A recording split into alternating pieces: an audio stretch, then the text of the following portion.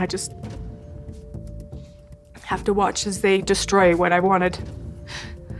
I just can't let it go. Robyn is straight up not having a good time, y'all. Thanks, Christine. Kody is cranky. Her sister wives are demanding like basic human decency. And while she didn't sign up for monogamy, the fact that maintaining a plural family dynamic takes effort is just obnoxious for Robyn. How is this wrong? How does this not work for everybody? Robyn, you are so full of shit, girl. And basically that is the topic of today's video.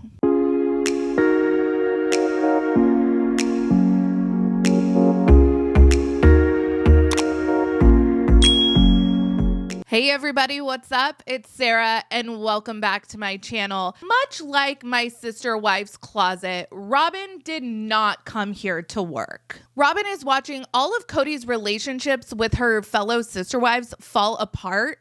And while Kody's marriages with these other women may not be exactly her responsibility, she certainly does have a strong opinion about her sister wives' behaviors for someone who wants absolutely nothing to do with encouraging healing within her own family. She sits in judgment of her fellow sister wives, yet she doesn't carry that same energy for her husband, who is objectively the most culpable in the demise of the family culture. For example, my entire immediate family, I live in Central Florida. My entire immediate family lives in Southern California, and I see them way more than Robyn sees any of her sister wives or their kids, who, by the way, are supposed to be like her own kids to her. Robyn talks a lot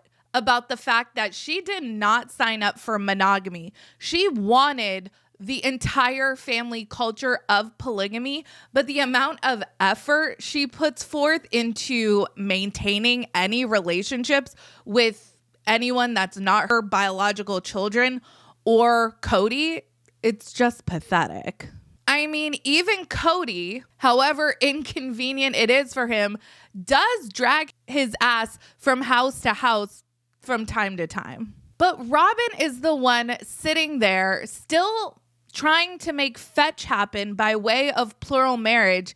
And it's like, why? Why do you want all of these women to stay in miserable, loveless marriages when you have absolutely no intention of maintaining any kind of relationship with Meri, Janelle, or Christine? And you sure as shit aren't trying to mediate any kind of healing or reconciliation between Kody and his other wives. It's just baffling. So Robyn talks about what her dream was for polygamy. I really wanted to live plural marriage and give that big picture of the whole family to my kids. Ari's 5 years old. They're not even going to get to experience it. I want that for my kids, but I want it for me too.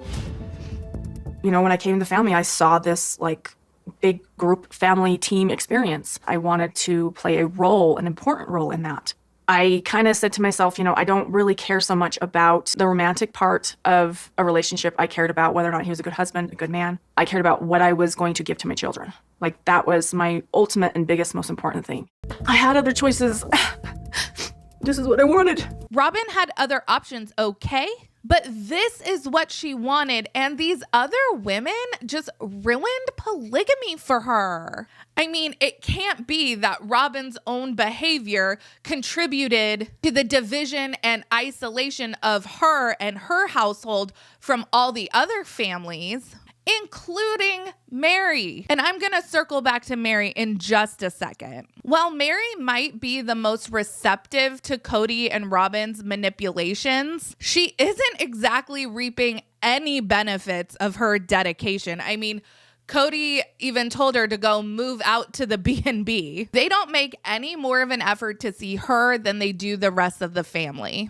I mean, even when Kody asked for Meri to be able to come over and see Ari and Saul, Robyn shot that idea down. In my opinion, Robyn has done an excellent job of quietly pulling the strings. She's like a behind the scenes puppet master while letting Kody believe that he is the head of her household. Robyn fluffs his ego. She makes sure her kids worship him, and she works very hard to make sure that Kody doesn't have to work hard at all when he's at her house. But Robyn runs Kody, and it's super obvious. Kody is literally afraid of Robyn. Remember when he went to Janelle's mother's funeral and he was really worried about testing positive for COVID, and that meaning he would spend Christmas away from Saul and Ari? I promised Robyn when I was going, I just had to give her the confidence to be okay with me leaving. And so I'm just like, I promise you I'll be back here for Christmas. If I got a positive result, I don't know if I'd ever be forgiven. He was worried that Robyn would never forgive him for something that was arguably out of his control. I mean, I don't know how much Janelle and he were involved in the planning, but did he have any say of when the funeral took place? And we see this season, Janelle makes a comment that Kody's life is entirely constrained by only being able to spend 2 to 3 days away from Ari and Saul at a time. With 4 other wives and 13 other kids that do not live in Robyn's household, Saul and Ari unfortunately should have become accustomed by now to far less FaceTime with their father if Kody truly was dividing his time anywhere near equally. And this is what I'm talking about with Robyn being so disingenuous when she says she wanted polygamy because of the family culture. She wanted the whole family. She didn't care much about the romance, which, by the way, was Christine's line. She wanted the family, not the man. Talk about plagiarism. If Robyn was really invested in the family culture, she would be encouraging, even demanding that Kody spend time in his other households and that Kody work towards evenly splitting his time. She wouldn't be instilling fear in him about, oh, what if he missed Christmas with Saul and Ari? She would at least be grateful that he was able to spend the holiday with some of his kids in another household. Kids that are equally deserving of his time and affection, by the way. I mean, actions speak louder than words, right? All of Robyn's actions stand in stark contrast to the things that she says. As far as I'm concerned, they're just empty platitudes and nobody really seems to be buying what Robyn is selling. Now I want to circle back to Meri, who Robyn seems especially keen on encouraging to cling on for dear life. Kody says that if Meri wanted to marry someone else, she wouldn't get an argument from him, which I believe is mostly BS because as we've seen in years prior, Kody has said that if any of the women wanted to leave at any time, he would help them, that like nobody's a prisoner. But we see here that he is trying to make Christine's life as difficult as possible. But Robyn is building Meri up, giving her kudos for hanging in there. I think on it and I pray on it and I meditate on it and I always come to a peace with it. I'm just grateful that you're sticking it out. What I love about what you're doing is that you're not just making it about what's going on between you and him. You're making it about everybody else too. It's not just Kody that she's leaving. No. No.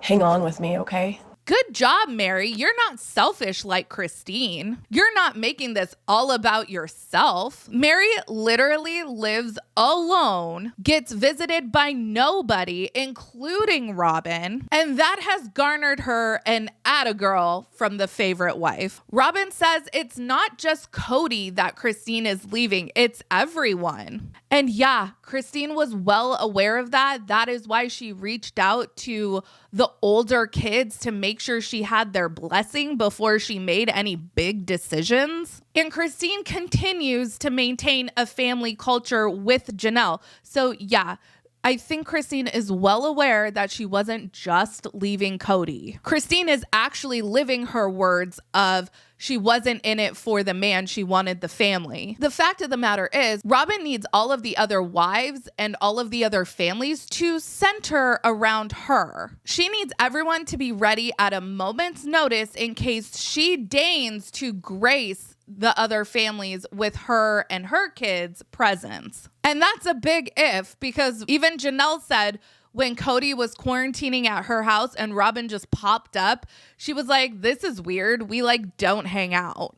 Like I said earlier, if Robyn gave a shit about these other women and these other households, she would be demanding that Kody show up for them and try to reconcile or fix whatever he could. These are families that he created, and frankly, all Robyn is doing is making it as hard as possible for him to show up for his other kids. And if she can't do that, if she can't demand and encourage reconciliation, then she should encourage and support these women when they choose to leave. And I want to wrap up this video with this thought. Make no mistake about it. At one point, Kody loved Meri. Go back to season 1. Go back and read their book. Kody and Meri absolutely had love. And Meri actually had Kody's admiration and respect. Robyn should absolutely regard what has become of Meri and Kody's situationship as a cautionary tale for herself. Personally, I do not believe that Robyn is exempt from eventually falling out of favor with Kody herself. What do you guys think? Let me know your thoughts down in the comments. Make sure you like this video, subscribe to my channel, follow me on Instagram and Twitter at realiteasquad, and I'll catch you guys in the next video. Take care. Have a good one. Much love.